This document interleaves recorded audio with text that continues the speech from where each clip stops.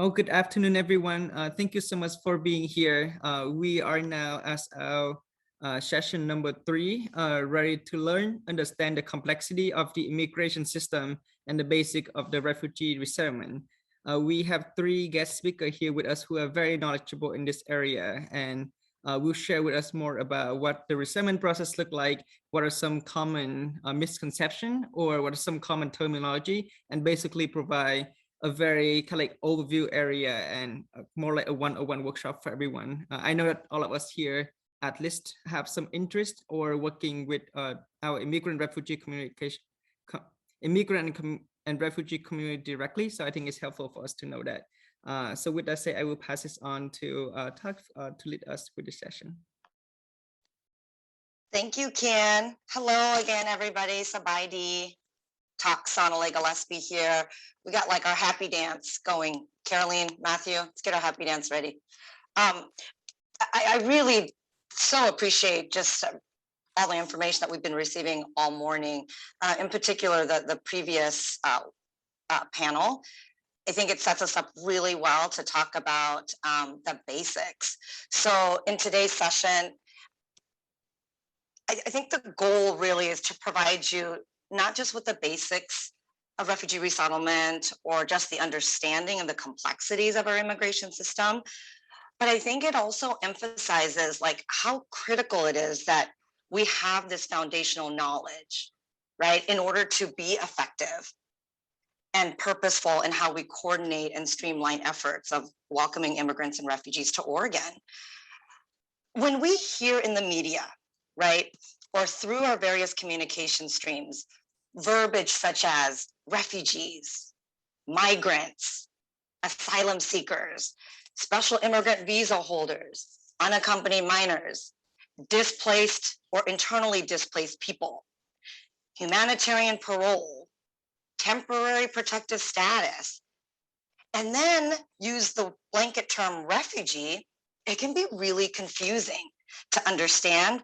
And I think it makes it even really challenging to collaborate, to coordinate, to plan, and then, to implement our efforts to ensure that every person arriving to Oregon have their basic needs met. For example, according to World Economic Forum, right, they said that more than 2/3 of all refugees originate from just 5 countries. I'm going to ask folks on the call, like, what are those 5 countries? Can you put them in the chat? We're going to get interactive here. I'm sore from yesterday, so I got to be moving. I don't walk, and I did like close to 9K. Oh, this is good talk because we can skip over one of my slides if we do this now. This is perfect. Who could put in the chat? You can't even see the chat. Or unmute yourself. What are the 5 countries that make up more than 2/3 of all refugees?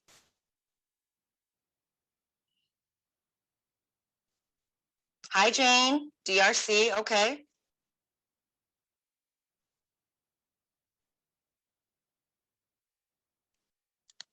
Syria, thank you, Kenneth.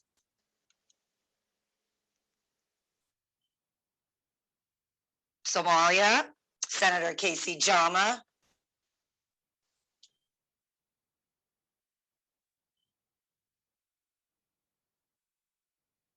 Afghanistan, Layla. Is that 5 already? One more. South Sudan, Senator Jama. Okay, so yes, Syria, Afghanistan, South Sudan, Myanmar, and Somalia. And then all of a sudden, in the news, we hear, this is a straight quote, right, from the headlines, Biden commits to resettle 100,000 refugees from Ukraine. You're like, oh, okay. And then those of us who are working with individuals and families from Ukraine are now seeing that they arrive with humanitarian parole. Like, wait, I thought they said commit to refugees. Okay. And then prior to that, we evacuated thousands of individuals and families from Afghanistan. And then the headline was, I mean, there was a lot of headlines. This one in particular was Afghan refugees in US to receive temporary protective status. And then on the ground, we hear words like special immigrant visa holders, refugee, and then temporary protective status. So again, you could see how complex this is and makes it hard for us to coordinate. One last thing about the data, according to Public Finance International, there's an estimated 60,000 people who live in Haitian refugee camps. However, Haitians aren't defined as economic refugees, or they're defined as economic refugees rather than political refugees, which makes them ineligible to apply for asylum and subject to immediate deportation. We saw what took place at the southern border back in September. We're seeing and hearing news about the southern border now, and we're hearing words like migrants, asylum seekers. I'll be honest, until I worked in refugee resettlement years ago, I did not know that I was a refugee. And I certainly didn't understand the refugee resettlement program, infrastructure, system, whatever word you want to use to describe that, right? Which is why I'm so thrilled that Caroline and Matthew are here to help ground us in those basics that will inform us, in how we strategically coordinate and hold our state accountable, right? Those are Andrew's and Noura's, Sister Noura, Liesl, and Leilani's words from the previous workshop about how do we strategically coordinate. We can't do that if we don't understand the basic terminology and the refugee resettlement program structure system. So go for it, friends. Matthew, Caroline, do your thing. Thank you so much, Talk, for that great kind of overview and lead into our big conversation today. I'm going to go ahead and share my screen.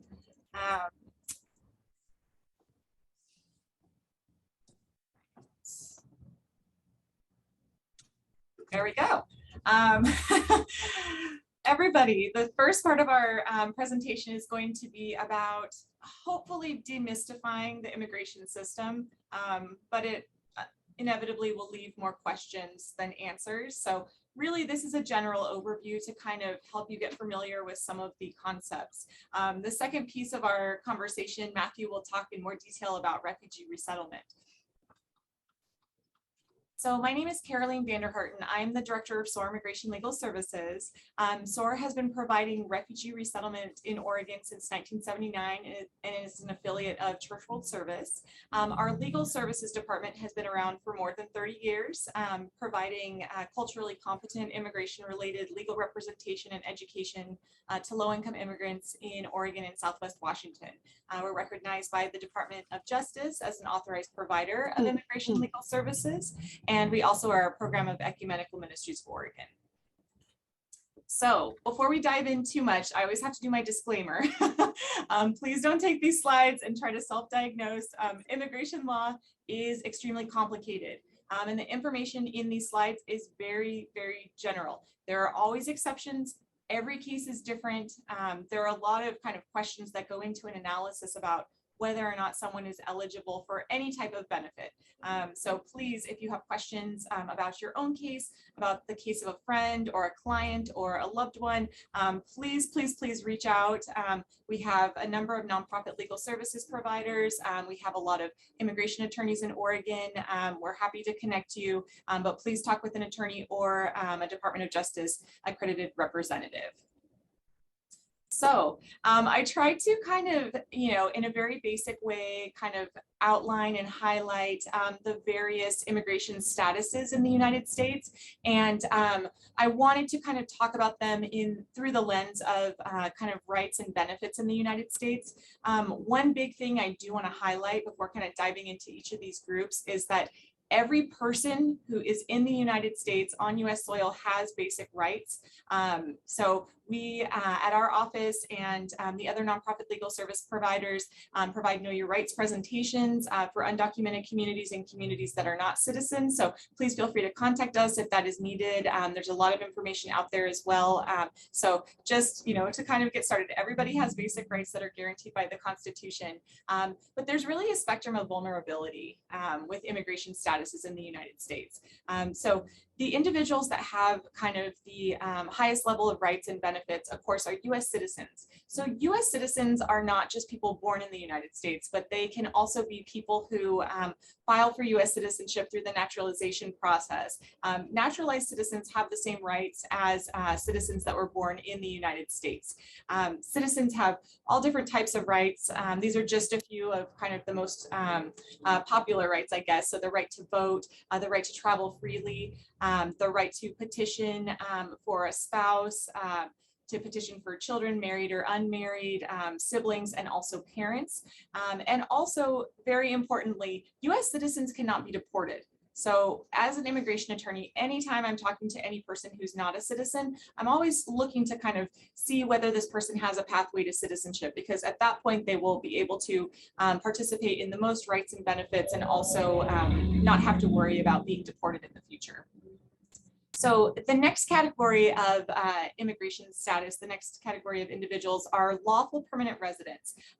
You may have heard of green card holders. That's what lawful permanent residents are. I try my best to not talk in immigration code, and I'm sure Talk will interrupt me if I say something that's got a little too much legalese, but green card holders are individuals who are qualified to file for citizenship, which is great. And they also have the ability to travel and re-enter the United States with their status. There are limits and restrictions on travel. So again, speak with an immigration attorney if you are looking to travel. And they can petition for certain family members, but not quite as many as US citizens. So they can petition for a spouse and unmarried children of any age. And again, they're able to file for naturalization, most of them after 5 years, but there are lots of exceptions. They have to meet eligibility criteria. Our office has a free naturalization program with a free intake day the first Monday of every month. Lutheran Community Services also has a free program. So lots of available resources for this naturalizing. So the next category of individuals are refugees or asylees. They both have to meet the same definition. A refugee is someone who is designated outside of the United States, and an asylee is someone who has to go through the process of gaining that designation in the United States. And we'll talk in a little bit more detail about kind of what that means. But refugees and asylees have indefinite status, so it does not expire, although there are certain requirements for them. But refugees and asylees do have the benefit of being able to petition for a spouse or unmarried children who are under 21 years of age, but they have to file within 2 years. Once they file for their residency, their green card, they can, have those additional categories of people. And then as a citizen, again, they can petition for different groups as well. The next category, I put together 3 different types of immigration status, or status and non-status. We have our temporary status holders, individuals who are granted deferred action, and parolees. So these individuals, the categories vary. So our temporary status holders include people who are here on fiancé visas, or people who are granted visas because they've been victims of human trafficking or crimes. There are other types of temporary visas as well. And temporary protected status holders are also included in this category. So temporary protected status is basically a status where the Secretary of Homeland Security can designate a country for TPS due to conditions in that country that temporarily prevent people who are in the United States from that country from returning. So people have to go through an application process. It's temporary. So oftentimes they'll have to decide, you know, if that status will be renewed for or redesignated so that people can renew their TPS. But we have people who have had TPS, some individuals, so El Salvador has been designated TPS since the 90s. So even though this is a temporary status, we do have some countries that, you know, have individuals who have qualified for this who are here for a long time. Deferred action. Deferred action is really, it's the use of prosecutorial discretion to defer or kind of hold off on the removal or deportation of an individual for a specific period of time. So the way that we've, you know, most commonly heard of deferred action is for DACA recipients. So last week was the 10th anniversary of DACA. So that's, you know, one of the categories for deferred action. And then we have parolees. So Talk had mentioned that a lot of individuals were paroled in. So parole is kind of interesting for people who are not familiar with the immigration definition. A lot of people think, oh, is there some sort of criminal issue? No. Parole has a very specific kind of immigration related definition. It's possible for either the Immigration Service, which is USCIS, U.S. Citizenship and Immigration Service, or Customs to choose to parole someone into the United States, so to allow them to enter into the United States for a variety of reasons, but humanitarian reasons are kind of the reason that we've been seeing most frequently, with a variety of individuals that we'll get into, also for Cubans, sometimes for Haitian population. It's used from time to time. So these individuals, again, they do not have the rights that the individuals above have. All of these statuses are temporary and can be terminated at any time. So important to kind of know that difference. Beneath that particular population, we have non-immigrant visa holders. So these can be students, they can be visitors, crew members, members of the press, artists, athletes. We have all different types of visitor visas that are available. And a visa is really something that allows someone to apply to enter the United States. So they have to file abroad with the State Department at a U.S. embassy or consulate. And once it's approved, it doesn't mean that they can enter the U.S. They still have to come to a port of entry, so through an airport or at the border, and actually a customs officer has to allow them in. It can be canceled at any time. So sometimes people come with a visa and they say, sorry, no, this is canceled. So again, that happens. There's no inherent right to be able to enter just because you have that visa. And then, of course, our final group are undocumented individuals. So this includes people who maybe had one of those temporary statuses or deferred action or parole and it expired. It can include people who came on one of those visas and overstayed, never left when that expired. And then it can also include people who entered the US without permission and haven't found a way to get lawful status. So it's a pretty big group.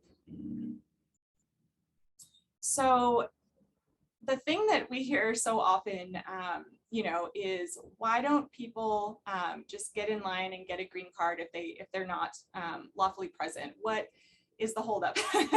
So one of the things that I always like to do is to kind of highlight, it's a very limited, this looks like a lot of options that I laid out for you, but it's very limited. And there are certain very common options that are used in order to have someone qualify for permanent status, so qualify for a green card, which will allow them to have a pathway to citizenship. So the most common ones, especially ones that we see at our office, first of all is family. So as I mentioned previously, US citizens can petition for spouses, children, married or unmarried of any age. They can petition for their parents, and they can also petition for siblings, brothers and sisters. Lawful permanent residents or those green card holders, they're able to petition for spouse and unmarried children of any age. But that's it. So we oftentimes have someone who says, my niece, I'm really interested in bringing my niece or my grandma, or, and oftentimes we're kind of laying out this family tree to see if there's some way to make things work, but it is limited. Another one that we see a lot at our office are some of the humanitarian grounds, humanitarian ways of becoming a resident. So refugees or asylees. So after 1 year of having that status, they are able to apply for a green card. So that is one option.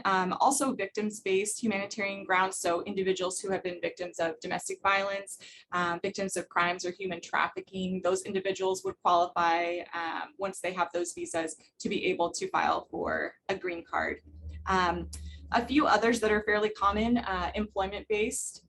So we don't do that at our office, but there are many immigration attorneys in Oregon who do that type of work. There's also the diversity visa lottery, which is kind of an interesting program. That particular program allows individuals who are from countries with really low rates of immigration to the US to basically just put their name in the lottery. And if they're selected, they can qualify to apply for a green card. They have to meet all kinds of requirements, but it's kind of an interesting program that is available. And then in addition to that, there's some other things that are that we see less frequently. So registry, it's a program for people who came to the United States before January 1st of 1972 and are still here and meet some other criteria. There's also cancellation of removal, which is available for individuals who are in removal or deportation proceedings. And then there are a few others that are fairly uncommon. So Cuban Adjustment Act for Cubans and special immigrant visa process. You know, we've been seeing a lot of that lately with our Afghan population. But again, these are, it looks like a lot of things laid out, but they're very, very limited. Even if you think, oh, okay, I have a family member who's a US citizen, it's not a lot of options for people. So now I kind of want to jump to some current events and people that we are seeing a lot right now, and also test and see if you were paying attention to Talk's intro. So feel free to put your answer in the chat. True or false? The majority of the approximately 80,000 Afghans evacuated to the United States from Afghanistan after the fall of Kabul were admitted to the United States with refugee status. True or false?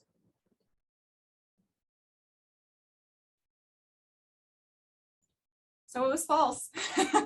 We heard that in the news every day. We kept hearing refugees, refugees, refugees. But most Afghan evacuees were actually admitted with humanitarian parole. If you remember my triangle, it's, you know, those individuals do not have the same rights and it's a temporary status. So why did this happen? It wasn't, you know, it was actually a positive thing to try to get people out quickly. So the evacuation effort was so incredibly urgent. And as Matthew will talk about, refugee pathway takes a long time, takes years, if not a decade or more. Also, the special immigrant visa pathway for Afghans, so individuals who supported the US government and work for US government or government contractors, that process is supposed to take 9 months, but on average takes somewhere around 9 years. So it is being expedited now. But at, you know, back last fall or in August of 2021, there were approximately 20,000 special immigrant visas pending, so somewhere in that process of filing. But an additional 65,000 people who are eligible for special immigrant visa who had not applied yet, and almost 200,000 potentially eligible for US refugee programs. But again, these take years, if not decades, to process these cases. So humanitarian parole was utilized so that people could quickly find a way to enter the United States. But that leaves us with an issue. We have to find some way to support these individuals with gaining their long-term status and being, you know, able to kind of move forward on that path to citizenship. So again, true or false? The approximately 100,000 Ukrainians fleeing war in Ukraine who may be coming to the United States through this Uniting for Ukraine program are entering the US with refugee status. True or false? Feel free to put it in the chat. Again, false.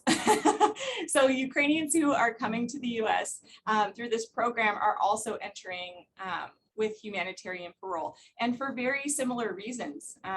You know, at this point, and it's you know, the numbers keep going up, but at this point, more than 7.4 million Ukrainians have fled Ukraine as a result of the war, and an additional approximately 8 million Ukrainians have been internally displaced. And so in response to this, the US government created the Uniting for Ukraine Humanitarian Parole program to welcome, as I said, as many as 100,000 Ukrainians who are fleeing war. What we know as well is that the program has only been in existence since late April, and we already know that over 1,000 of these applications have been submitted just in the first month of tracking this data for this Uniting for Ukraine parole program in the Portland, Vancouver, Hillsborough area, making this area one of the top 10 in the United States for Ukrainian resettlement. So important to flag that. So how is parole different, and isn't it great that they're already here? Yes and no. So I think it's really important to dive into these definitions and to help you understand why refugee and asylum status is so important and why parole is helpful, but it means that we have more work to do. So a refugee or an asylee, again, they both meet the same definition. A refugee applies outside of the United States, and an asylee or an asylum seeker will apply in the United States. But it's a person who leaves their country and is unable or unwilling to return because of persecution or a well-founded fear that they will be persecuted for a specific reason. So it has to be on account of either their race, religion, nationality, political opinion, or membership in a particular social group. And once someone is designated with this status, they will have a path to citizenship, which is what we're hoping for. They will have those ultimate ability to not have to worry about being deported, to petition for additional family members, to vote, to do all of the wonderful things that citizens are able to do in this country. Parole, on the other hand, with parole, it's really just kind of an entry permit and a period of authorized stay. It's not even technically a legal status. So it's someone who's permitted to enter and stay in the US temporarily, and it's granted for urgent humanitarian reasons. So again, this is not just for Afghans and Ukrainians, but we do have other communities that are granted humanitarian parole. We have a lot of Cuban clients who are granted parole at the border. And again, this is temporary, and there is absolutely no path to citizenship. They can, however, speak with an immigration attorney and see if they fall into any of those other pathways or options. So the path to citizenship for a refugee, if all of the work had been done before, this would make life so streamlined. It's fairly simple. So if someone is designated or admitted with refugee status, just with that refugee status, they are authorized to work. And they also, they must apply for their green card after 1 year of being in the United States. And then they are qualified to file for citizenship, and they may apply after 5 years of entry as long as they have that green card. For asylum seekers, it's a longer path.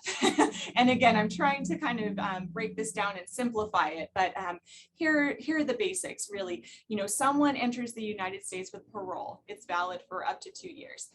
So Afghan and Ukrainians who are entering with this temporary parole, in order to work legally or to work, they have to file for an employment authorization document.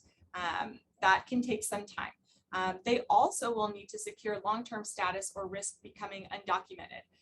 If they choose to file for asylum, if they qualify, they have to apply within 1 year of entry to the United States. Now, there are some exceptions, especially for certain parolees. So I really recommend, if someone, again, is themselves interested in filing for asylum or has a family member, or friend, or client, please feel free to refer them to us or one of the other nonprofits so we can talk with them about those exceptions.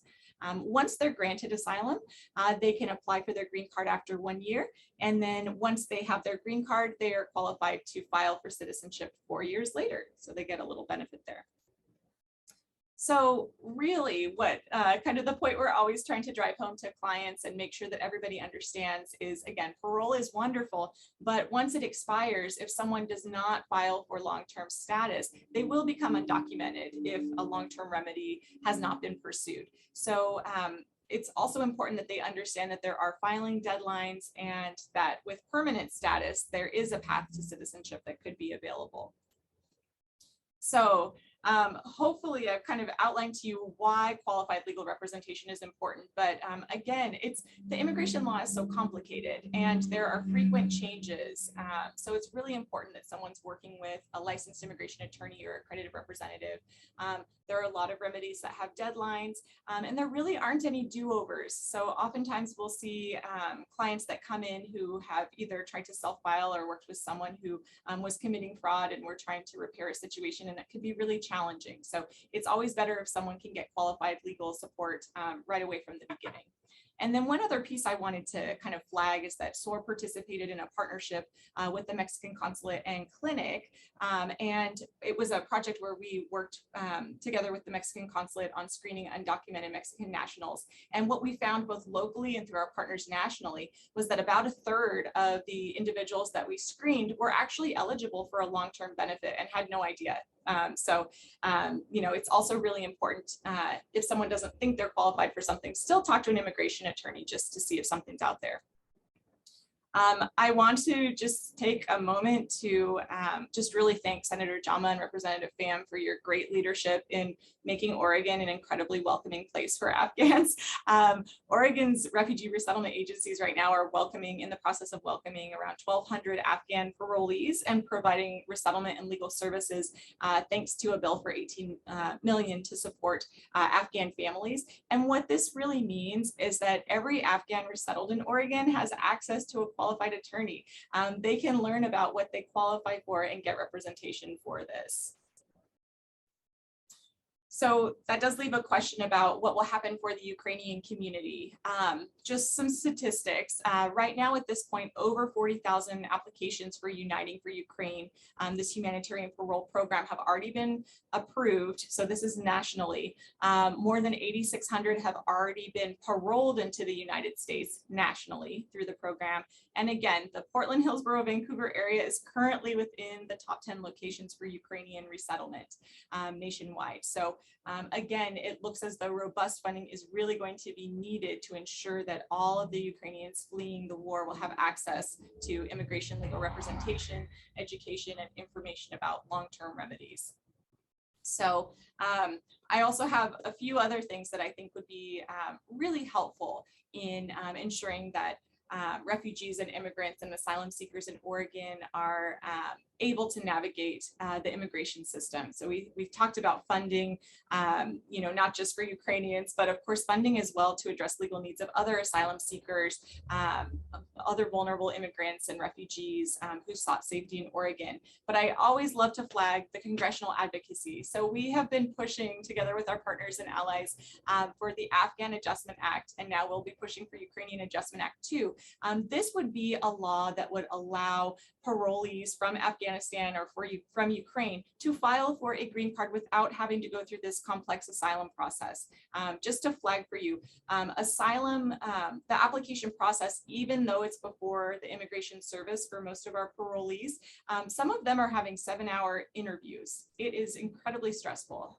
So to be able to avoid all that would be fantastic. So please contact your senators and congressional representatives and advocate for Afghan and Ukrainian Adjustment Acts, and also for comprehensive immigration reform. I can't highlight enough how you know, it's exciting to have the 10-year anniversary of DACA, but it's also just so frustrating that we haven't come up with a long-term remedy for these wonderful people. So it's a little bit of action for you all to do. And then, of course, volunteering. We have so many volunteer opportunities available, as does Catholic Charities and the other refugee resettlement agencies. So please don't hesitate to reach out. We would love to have your help and support. So I'll pass it over to Matthew now. I know that was a lot of information.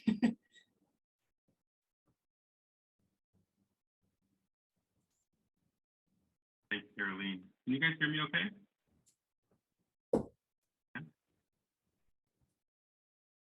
All right, I'm going to try and pull up my screen as well here. Hi, everybody. My name is Matthew Westerbeck. I'm the Director of Refugee Services at Catholic Charities of Oregon. And honored and really really thankful to be with all of you today and taking time out of your day to join this conversation.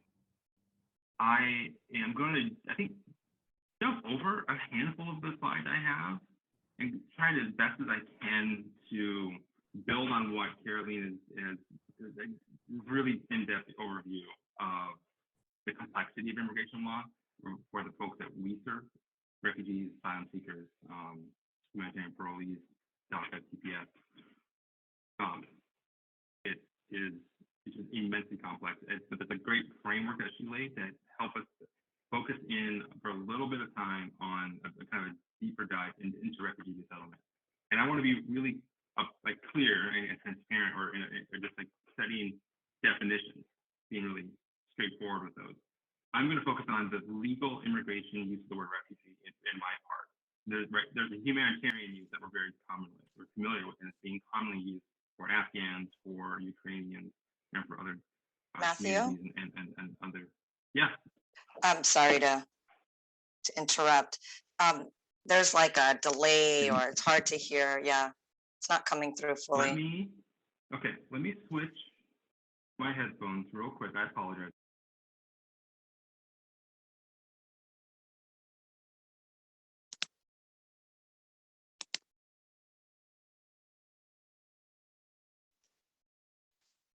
Fancy headsets. That's why you use like one still with wires.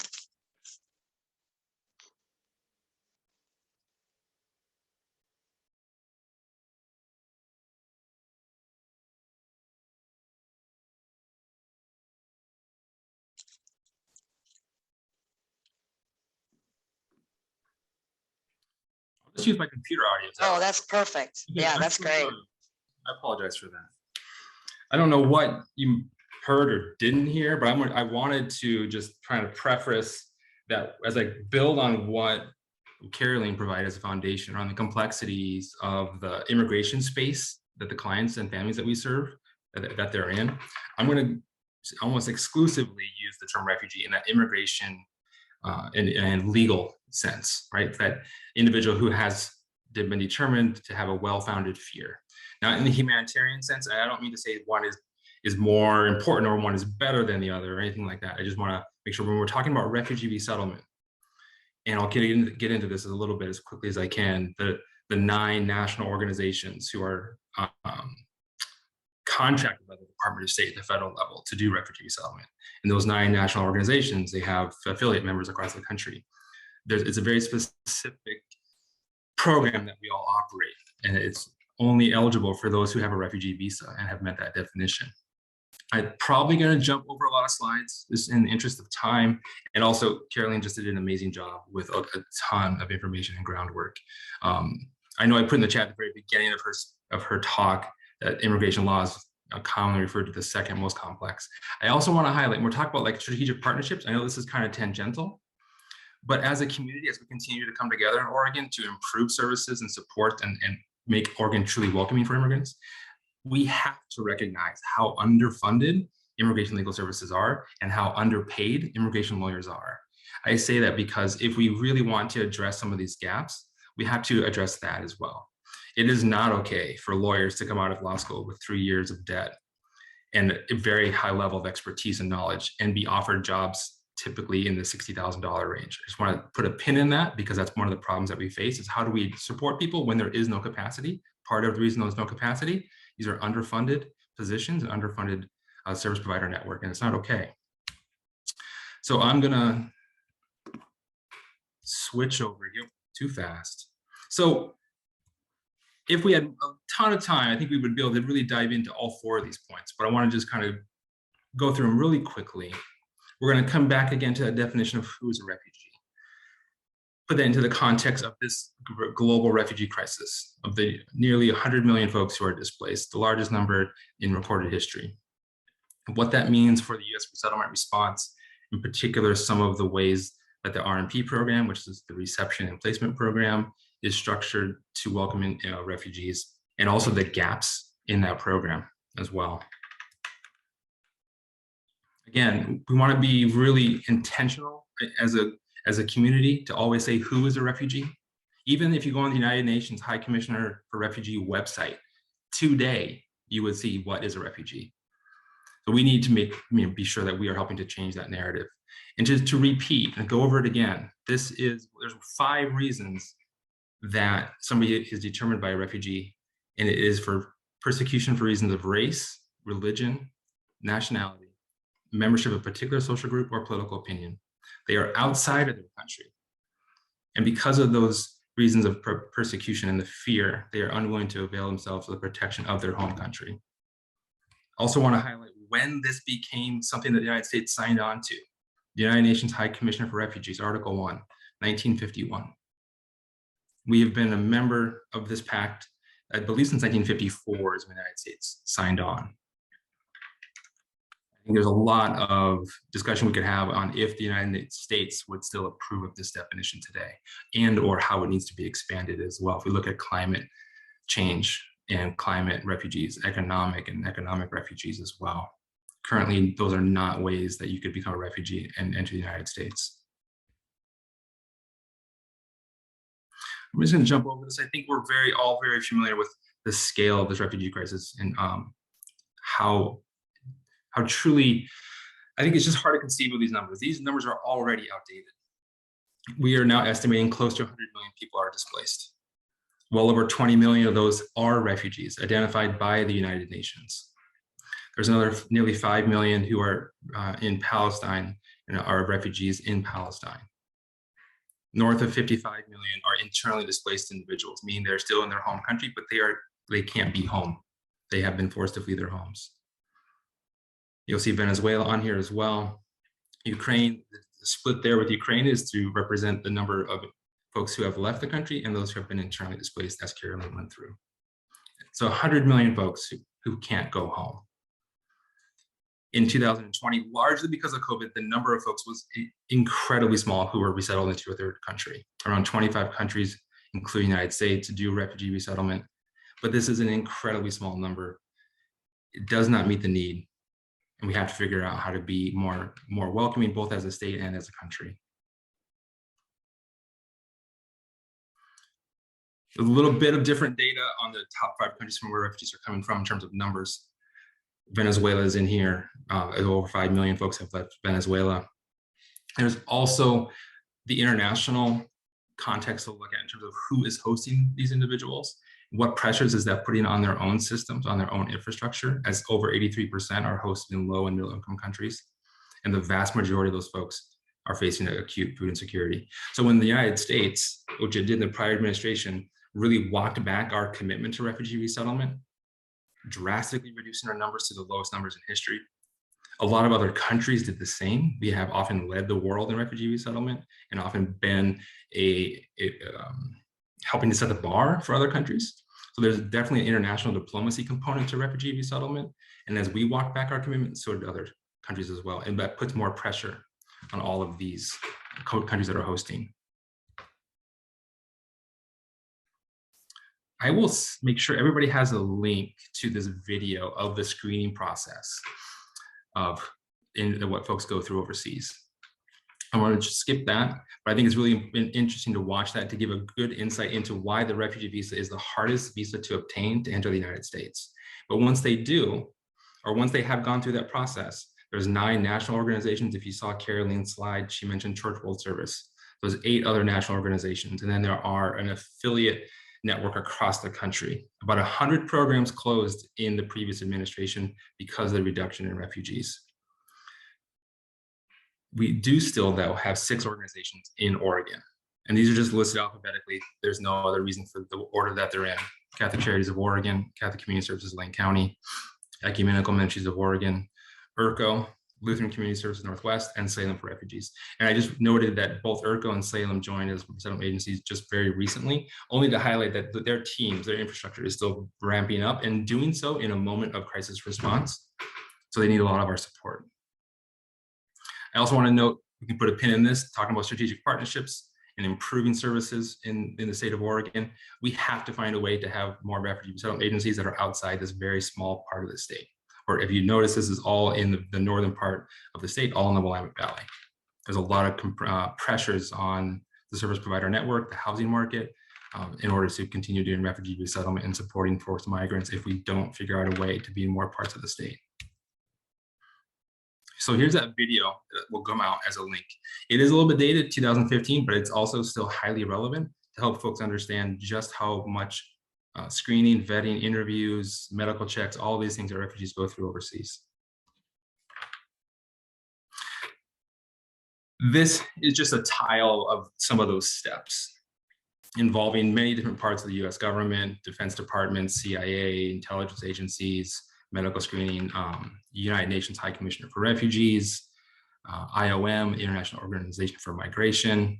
All of these entities have their role, and they all have to be, all of these steps have to be gone through and be successful for somebody to be referred to the United States for refugee resettlement. It is very, very common for the folks that we welcome as refugees to have been going through this process for 5, 10, some of our families that we've received have been in this process for over 20 years. It is extraordinarily lengthy. Matthew, I'm going to be that person, Do that it. time person. There's one, we only got 1 minute left, actually like 30 seconds. What's that one thing you'd like for everyone to leave with when we say refugee resettlement? One thing is we need to continue developing resources in the state of Oregon to address the gaps in refugee resettlement and serving forced migrants. And I wanted to, if I had more time to focus on why we use the term forced migrants, I think we need to come back to that as well. Talking about asylum seekers, talking about humanitarian parolees, talking about temporary status. All of these folks who have had to flee their homes, they deserve the same service and supports that those who have the refugee visa. And that there's a huge humanitarian gap that we can address here in Oregon in a lot of ways if we can continue to come together. I apologize, everybody. Thanks for the time. No, thank you, Matthew. Thank you, Caroline. What if we just left folks with this being a teaser and there is more information where this came from, and we are happy to show up and provide more information, because I think the refugee resettlement program structure system is so key. I'm that person, had to cut you off. Thank you so much, Talk, and everyone. I think, like as Talk mentioned, right, you know, this like the teaser. So I mentioned in earlier session that after this event, I will send an email to all of the people who register with the slideshow that the presenter present today and their contact information. So if your organization want to learn more about the work that they're doing or how you can partner, how you can support, please feel free to reach out. And actually in the next session, we are going to have 4 presenters from 4 resettlement agency going to talk a little bit about their work, like, you know, in specific what the work that their organization are doing, and you know, some challenges that they're facing as of right now, and how can you be part of that work. So yeah, so with that said, just thank you again to the presenter today, and our next session will begin at 2 p.m. Thank you so much, everyone.